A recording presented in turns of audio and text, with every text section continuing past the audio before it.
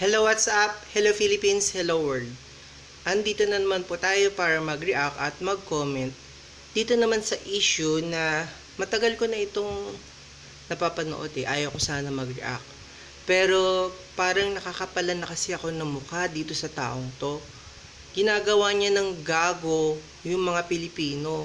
Ginagawa na niyang bobo, walang pinag-aralan. Pinapaikot niya na lang sa mga pahayag niya. Gusto niyang maniwala tayo na ang mga sinasabi niya lahat ay totoo. Ang biological mother ko po ay si Amelia Lian po. Still alive? Your Honor, honestly po, bago po nangyari to, masama yung loob ko po sa kanya. At sa nangyari po na to, Tingnan nyo yung mga pahayag niya, parang may drama effect Gusto niyang kunin yung atensyon ng mga tao na kaawaan natin siya. Senate hearing, nananawagan po ako, sana po makita ko na po siya. So you haven't seen your biological mother? Hindi po. So sino nagpalaki sa'yo? Yung tatay ko po. Kayo ng nanay niyo ay si Amelia Lian. At ang ama niyo ay si Amelia. So ito yung unang kasinungalingan niya, na hindi niya idiniklara na mayroon siyang kapatid dito sa Pilipinas. So yan yung inuungkat kung bakit siya nagsinungaling. Ayaw niyang maungkat pa o masama pa sa issue yung mga kapatid niya. Masasama talaga lahat yan. Kahit na pinakadulu-duluan, mauungkat yan kahit isikreto mo. Sinadya mo talagang hindi sabihin yan. Ito ko. So Sa gilid duman. sa totoo, tatlo po ba kayong anak ng nanay at tatay niyo? Your Honor, hindi po ako yung nag-prepare po ng birth certificate po nila. Hindi daw siya nag-prepare. Malamang, ikaw ba yung nagpaanak para magbigay ng birth certificate? Pero ang tinatanong sa'yo, kung kapatid mo ba talaga ang mga taong ito? Wala po akong idea po. Magkano yan? Natanong ko rin po sa tatay ko po, after po nung last Senate hearing po, tinanong ko po sa kanya kung kapatid ko po ba yung dalawa, and he said yes po. Paano po yung iniwan ka ng nanay mo nung pinanganak ka ng 1986, pero siya pa din ang nanay ng kapatid mong si Siamen na pinanganak naman noong 1988? Sinungaling pa rin po ang paghihihim ng katotohanan. Kayo lang ang nakilala ng tao na hindi daw kilala ang kapatid, pero magkasama sa travel. Diyos ko po naman, ba't kailangan pang ihiring yan? Puro kasinungalingan ng sinasabi. Huling-huli nyo na, ba't kailangan pa nyong imbestigahan? Ang mga attorney ba nito, mga Pilipino, hindi ba nakukonsensya itong mga taong to? Parang West Philippine Sea issue na rin ba ito? Gamitin nyo naman sana yung mga utak nyo. Oo, matatalino kayo, kaya nga kayong kinukuhang abogado nitong mga akusado kasi alam nila na magagaling kayo. Pero sana, isipin nyo naman yung bansa nyo. Kung talagang etong babaeng ito is spy ng China, pwede. Kasi may napanood akong ganitong movie Yung bata, pinalaki talaga nila sa isang bansa.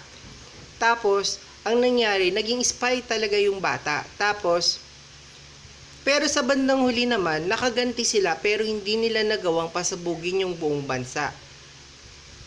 Pero, ganun pa man, marami talagang kasinungalingan itong sigo. Dapat talaga to, hindi na to iniimbestigahan pauwi na yan sa China.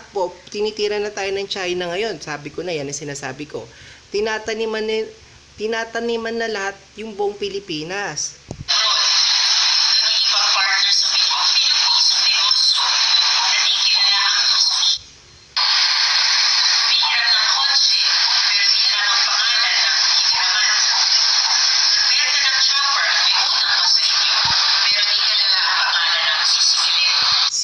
Sa dami na ng kasinungalingan Dapat yan, na talaga yan, dinideport na yan. Spy talaga yan. Alam mo kasi yung mga taong mga ganyan, yung masasama, ang ginagawa nilang panakip butas is tumulong sa kapwa. Tingnan nyo si Robin Hood, di ba? Nagiging superhero siya sa mga bata. Pero masama si Robin Hood kasi nagnanakaw sila. Ngayon, pinagbabayaran lang nila yung kasamaan nila kasi tumutulong sila sa kapwa nila. Ganun din ang nangyari kay Kibuloy, di ba? Tingnan mo, ang sama-sama niya pero napakabuti niya sa ibang tao kasi tinulungan niya yung mga taong yun. Ganito rin na nangyayari, di ba, nung nag-imbestiga yung mga ibang tao dyan sa Bamban, ang sabi nung iba, hindi nila talaga totoong kilala. pero tumutulong sa kanila. So, yun talaga yung proof na etong masasama, gumagawa sila ng kabutihan para mapagtakpan yung kanilang mga kasamaan. Tila sa dami ng assets, kumpanya at property na di makakitrak at kailangan pang magtanong sa abogado, tila may dagdag bawas pang ginagawa. Scripted nga di ba? Yung mga abogado magaling sa ganyan. Magaling silang magpaikot-ikot, pero sana naman po, itong mga abogado kung Pilipino kayo, sana nag-iisip kayo kasi taga-Pilipinas din kayo Mapanalo nyo man itong kasong to, kung may gawin itong spy na to, anong mangyayari sa inyo? Lahat ng kasinungalingan, paglilihim na iyan ay mahalaga dahil nasa gitna tayo ng sikreto at sistematikong sindikato na siyang nanloloko sa mga Pilipino. True. Eto, malaking sindikato talaga to masasabi natin. Tingnan mo, may pogo pala dyan sa Bamban. My God. Kasalanan lahat to ni Duterte. Mula nang naging presidente, pumasok lahat ng mga pogo.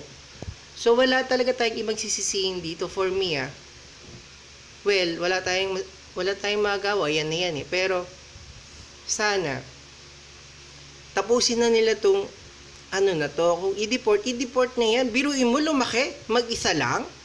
Ano ba naman yan? Kahit papaano sana may naging teacher o pinag-aral online. So, ibig sabihin yan, pinag-aral online, may plano silang gawin. Bakit kailangan ka pag-aralin online? All your life? Nandyan ka nakakulong kung saan yung sinasabi mong farm?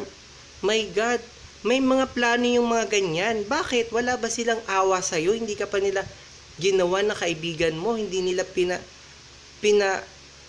pinalanghap sa'yo yung feeling na pagiging bata, dalaga, hanggang ganyan katanda.